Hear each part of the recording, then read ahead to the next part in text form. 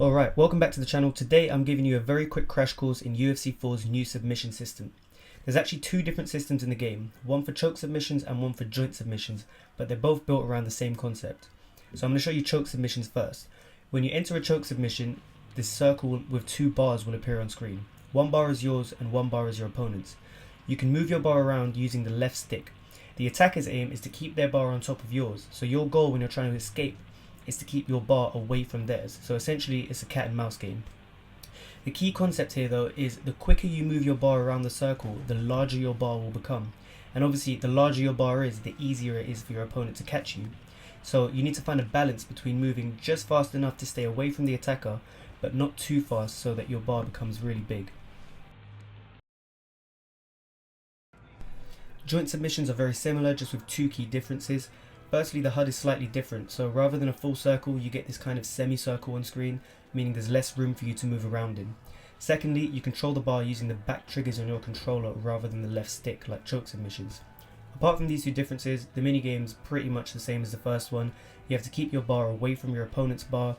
The quicker you move it, the larger the bar gets. Now, your triggers are pressure sensitive, so don't slam them down all the way or your bar's going to get very big very quickly and you'll most likely get submitted. You need to gently rock back and forth to escape, and try not to be too predictable with your movements. Don't just go from left back to right, back to left again.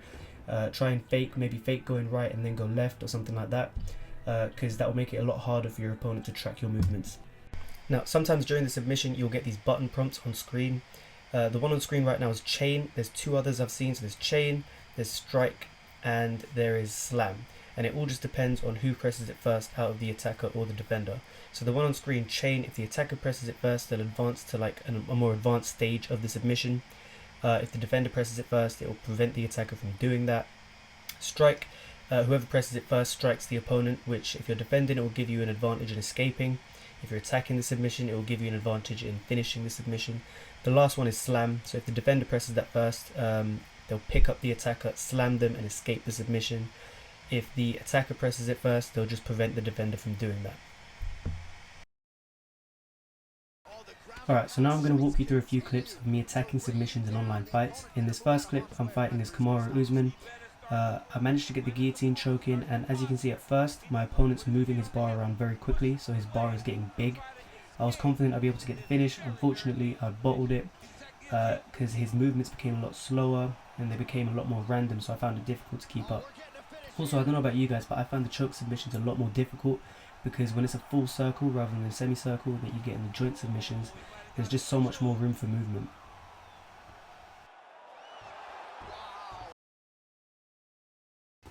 Alright, in this next clip, I'm using Kamaru again. He's pretty much my favourite fighter in the game right now.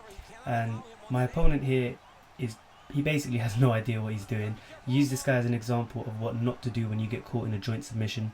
He's just slamming the triggers back and forth as hard as he can. His bar is massive, so it was literally so easy for me to keep my bar over his. You need to gently press them back and forth and try and make your movements a bit random. Like, don't just go left to right like this guy did. I got the finish really quickly against this guy, so yeah, don't do what he did. As always, thank you very much for watching. Like, comment, subscribe, all of that. Share the video with friends if they're struggling with submission mechanics. Check out the two previous videos I've made. I'm trying to keep these videos as short as possible so you get the information you need with as little waffle as possible. The next videos I'm making are the clinch video and a video about like beginner striking techniques. The clinch video is taking a little bit longer than I expected because I don't want to put a video out until I'm fully comfortable with the clinch myself, so expect that in the next day or two. The striking video will definitely be out tomorrow. Thank you very much.